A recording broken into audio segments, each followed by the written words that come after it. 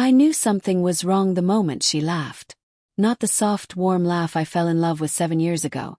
This one was sharp, bold, the kind of laugh someone uses when they want to be seen. The kind of laugh that fills a room and tells everyone, look at me. Look at what I'm not afraid to say. But what she said next was what sliced straight through my spine. Maybe, she said, swirling her wine at her college reunion dinner. I married too young. Few people chuckled, nervous, unsure. A few leaned in, hungry for gossip. But me froze. Her words landed between us like a glass shattering on tile. I tried to steady my breathing as she flashed a smile. Too wide, too carefree. Like my presence didn't matter. Like her ring didn't matter. Like the 6 years of building a life together didn't matter. Lena, I whispered, voice tight. What does that mean? She didn't look at me. She looked across the table, at him. At Armin. The ex-boyfriend I'd heard about in stories but had never met until tonight. When she first mentioned the reunion, she spoke casually, almost dismissively. It's nothing big, she said. Just dinner and catching up. You can come if you want. Her tone made it sound optional, but something in me said I needed to be there. And now I knew why. Armin sat across from her with his sleeves rolled up, leaning in every time she spoke. His smirk told me he had been waiting for a moment like this. And her smile. God, it was the kind she hadn't given me in months. The room was warm with low music and clinking plates, but inside I felt cold. It's cold. Someone joked. Come on, Lena, you two were inseparable in college. She laughed again, too loudly. We were kids. We had no idea what we were doing. Armin raised his glass, eyes locked on hers. Some choices should get a second chance. And that was when she finally glanced at me. Quickly, guiltily. That single flicker of guilt was all the proof I needed. My heartbeat thudded in my ears. Something had already happened. I didn't make a scene. I didn't stand, shout, or storm out. I just sat there, letting every detail burn into me. Her lipstick too bold for a casual dinner. Her perfume stronger than usual. Her smile too eager when he spoke. Her hand brushing her hair again and again. Something she did when she was nervous. I watched the small betrayals before the big one revealed itself. So, what's married life like? Someone asked. Comfortable, she said instantly. Comfortable. As if comfort were a burden. As if stability was something she resented. Then she said it, the sentence that would break something fragile inside me. Maybe I married too young. A hushed silence settled. Even the clinking plates paused. Her words weren't careless. They were deliberate. Message. To herself. To him. Me. I swallowed, heart pounding. If you feel that way, I said calmly, we can talk privately. But she shook her head. It's just a joke, Armin understands. It didn't sound like a joke, I said quietly. The whole table fell silent. Armin leaned back, watching me with a smug spark in his eyes. Lena placed her wine glass down and exhaled. Can we not make this dramatic? The irony nearly made me laugh. She had already made it dramatic. The rest of the dinner blurred.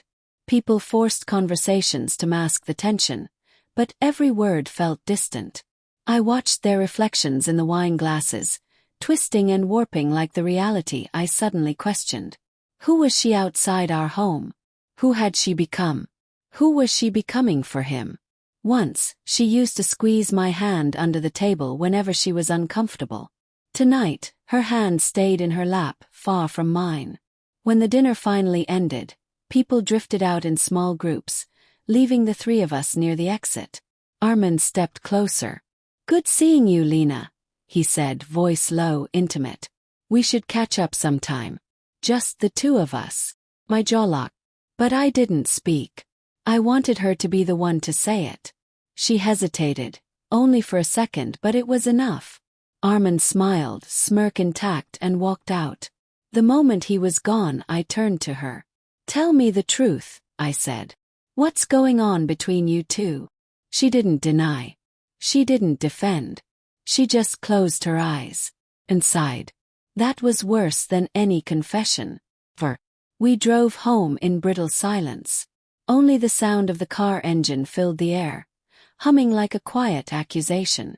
When we reached the house, she rushed inside, almost as if she wanted to outrun the conversation. Followed. She stood in the kitchen, hands gripping the counter. "Say it," I said. "You owe me that much." Her back rose and fell with a long, trembling breath. "It wasn't supposed to mean anything," she whispered. The words fell like stones. My voice was raw. "So something did happen." She turned around slowly, eyes glossy. "I met him 2 months ago. By accident. Talk.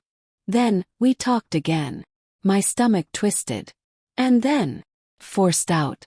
She looked away. "And then I realized how different life might have been if I hadn't settled down so young." "Settled," I repeated. "That's what our marriage is to you." "Please," she whispered, tears filling her eyes. "I didn't want to hurt you. But you did." My voice cracked. "And you're still doing it."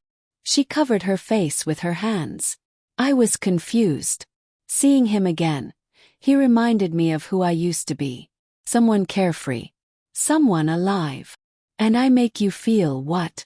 "Trapped." She didn't answer. That silence tore through me more brutally than any scream. 5. The next morning she stayed in the guest room. Neither of us slept much. When sunlight bled through the curtains, she finally came into the living room. Her eyes were swollen, her hands shaking. "We need to talk," she said faintly. I nodded, though my whole chest felt tight. "I'm sorry about what I said last night," she whispered. "It came out wrong." "No," I said softly. "It came out the way you feel." Her lips trembled. "I don't know what I want anymore." That sentence. That was the end of whatever remaining illusion I had clung to. Because betrayal doesn't always come from cheating. Sometimes it comes from watching the person you love drift away from you, willingly.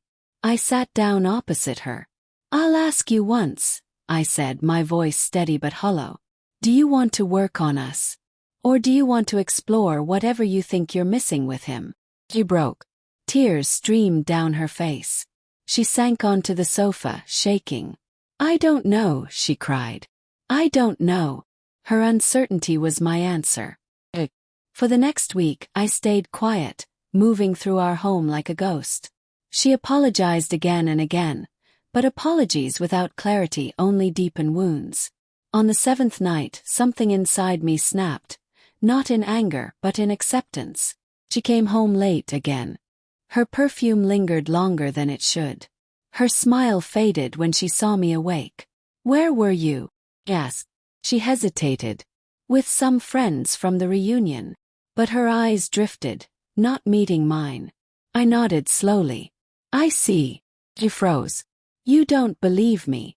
"I believe," I said calmly, "that you've already left this marriage. You just haven't said it out loud." Her breath shattered. "No, I haven't." "Then prove it," I said. "Cut ties with him."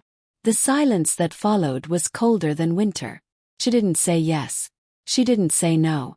She just stood there, trembling, caught between two worlds. And that was when the last piece inside me quietly broke. 7. The final conversation. 2 days later, we sat at the dining table in the same seats we always had dinner. But this time everything felt different. Her eyes were red. Her hands were wringing her sleeves. "I've been thinking," she whispered, "and think I need time to figure myself out." I felt the blow physically, like someone punched the air out of my lungs. "And Amen?" Yes. She squeezed her eyes shut. "I don't know." My throat tightened painfully. "Then this is goodbye." Her head snapped up. "What?" No, I didn't say that." "You don't have to." I swallowed. "If you have to decide between me and him, you've already chosen him." The truth washed over her face. Slow, undeniable. She collapsed into tears. "I never meant to destroy us." But she already had. And she knew it. 8. The dramatic ending. A week later, at the reunion's closing meetup, I showed up alone. People whispered, glanced at me, unsure. Lena was there too, standing with Armin, too close, avoiding my eyes. Someone asked, "Where's Lena? Aren't you two together?" I looked straight at her when I replied. "She's figuring out whether she married too young," I said calmly. "I'm giving her all the space she needs." The whole table froze. Her face turned pale. Armin stepped slightly away from her. My words weren't loud, weren't angry, just honest. And honesty, I learned, can burn louder than any scream. Left. And she didn't follow. 9. Aftermath. Some betrayals are quiet. Some look like hesitation. Some look like longing glances across a dinner table. Some look like a wife choosing a familiar past over an imperfect but loyal present. Ours was all of them. I didn't slam doors or break dishes. I didn't shout or beg. I just walked away from someone who wasn't sure if she wanted to stay.